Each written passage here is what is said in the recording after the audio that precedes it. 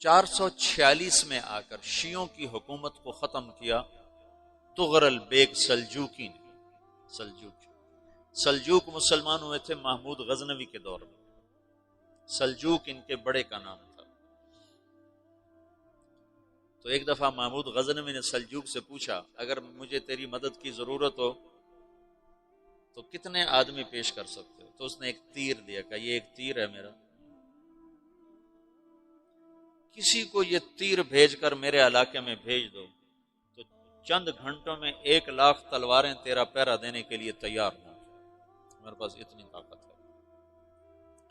تو یہ سلجوق کی نسل میں تھا طغرل بیگ۔ اللہ تعالیٰ نے جب عرب زوال کا شکار ہو گئے اور ضعف کا شکار ہو گئے، جیسے بڑھاپے کا کوئی علاج نہیں، جب قوموں پہ زوال آتا ہے تو اس کا بھی کوئی علاج نہیں، پھر اور قوم کو جگہ ملتی ہے۔ جیسے بڑھاپا ایک فرد پہ آتا ہے، ایسے بڑھاپا قوم پہ آتا ہے۔ قوم کا بڑھاپا جوانی میں نہیں لوٹ سکتا، جیسے فرد کا بڑھاپا جوانی کی طرف نہیں لوٹ سکتا، قوم کا بڑھاپا جوانی کی طرف نہیں لوٹ سکتا، کوئی علاج نہیں، نئی نسل کا آنا ہی علاج ہے۔ تو عرب دھل چکے تھے، 600 سال بہت ہوتے ہیں حکومت کو، اپنی صفات گم کر چکے تھے، اب نئے خون کی ضرورت تھی۔ طغرل بیگ پہلا شخص تھا جس نے آ کر اہل السنت والجماعت کو استحکام بخشا، شیعوں کی حکومت کو ختم کیا، بغداد سے، شام سے، ان سارے علاقوں سے۔ صلاح الدین ایوبی نے اسماعیلی شیعہ کی حکومت کو ختم کیا، مصر۔ العاضد ان کا آخری خلیفہ تھا صلاح الدین ایوبی، نور الدین زنگی رحمۃ اللہ علیہ کا پروردہ تھا، اس کا دوست تھا، اس کے دوست بھی تھا، بچہ بھی تھا اس کے سامنے، زیادہ لکھنے پڑھنے کا شوق تھا۔ پھر اللہ تعالیٰ نے اس سے کام لیا اور اس کو مصر کا گورنر بنا کے بھیجا، مصر کی مدد کے لیے بھیجا، تو وہاں اس نے صلاح الدین ایوبی نے وہاں ختم کیا، طغرل بیگ نے یہاں ختم کیا۔ تو پھر سلجوق جو تھے نا یہ اقتدار میں آئے، ادھر ختم ہو گئی سلطنت بنو عباس کی، مصر ایک چھوٹی سی ترکوں کی سلطنت، تو اللہ تعالیٰ پھر مرکزیت کے لیے ایک نظام چلا ہے۔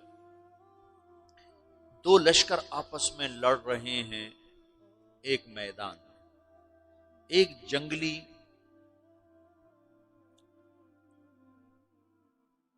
بدوؤں کا قافلہ، جنگل کے لوگ اپنے قبیلے کو لے کر، ایک جنگلی قبیلہ اپنے سردار کے ساتھ نقل مکانی کر رہا ہے ایک جگہ سے دوسری جگہ۔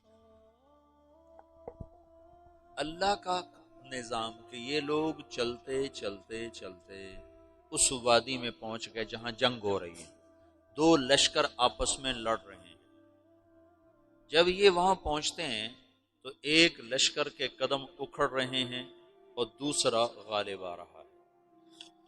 ان کو نہیں پتا شکست کھانے والے کون ہیں اور فتح پانے والے کون ہیں، ان کو نہیں پتا۔ اس جنگلی قبیلے کے سردار کا نام بھی طغرل ہے، طغرل۔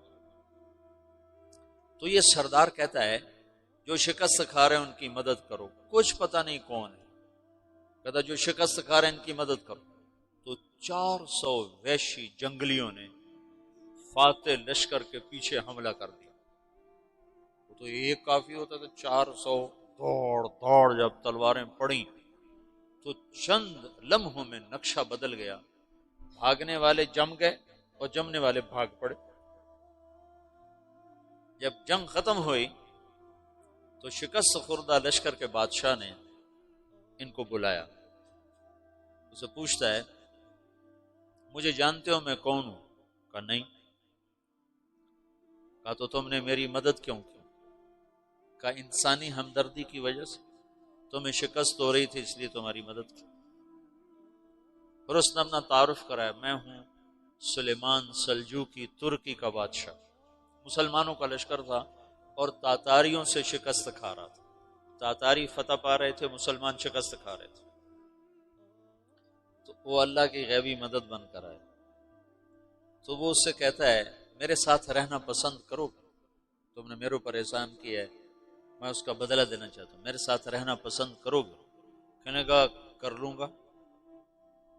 تو اس نے اس کو لے کر ترکی آیا، اور استنبول اس وقت روم کی حکومت میں تھا، اسے فتح کیا اس تغرل کے آگے چوتھے پانچویں پڑپوتے محمد فاتح نے۔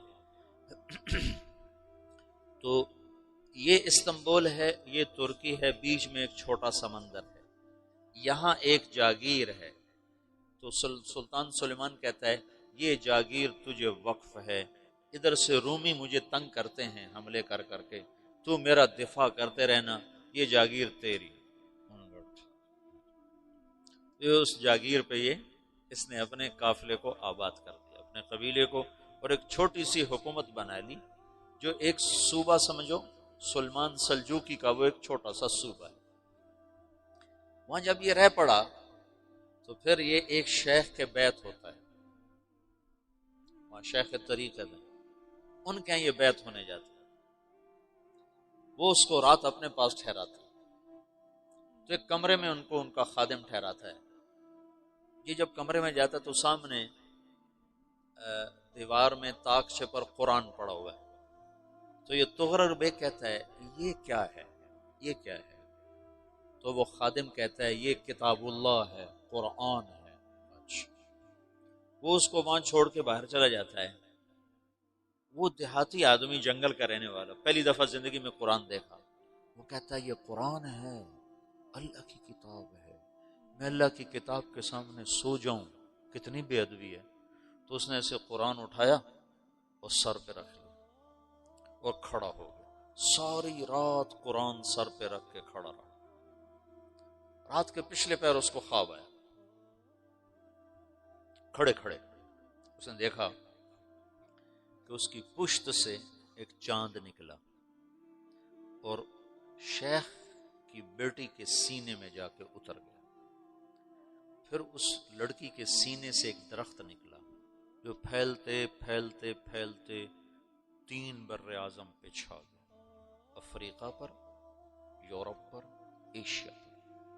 پھر اس کی آنکھ کھل گئی، وہ کھڑا ہوا ہے، تو اس نے صبح یہ خواب اپنے شیخ کو سنایا، تو انہوں نے اپنی بیٹی اس کے نکاح میں دے دی۔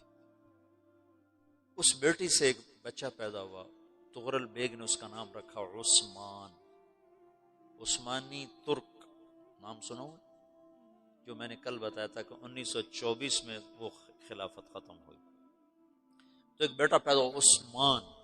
عثمان نے پھر ایک نئی اسلامی حکومت کی بنیاد رکھی جو 1924 تک چلتی رہی، کوئی 800 سال یہ حکومت چلی۔